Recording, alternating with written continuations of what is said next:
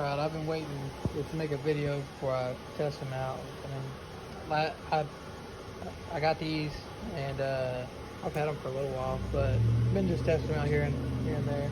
I just did a heater hose on that and tested it out. It's got all these different sizes.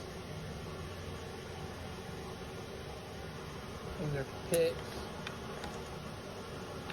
a bunch of different ones. Pretty good stuff. Allen keys, standard and measured, always a little bit. And then let me show you something too.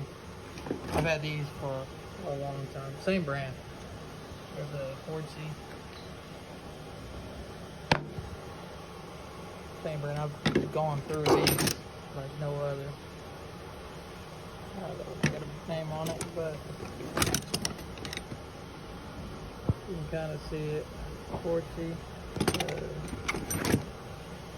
40.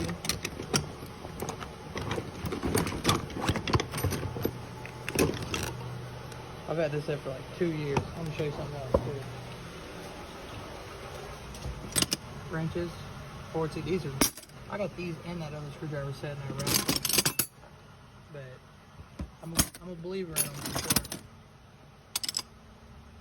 40, and these are the flat ratchet wrenches. 40.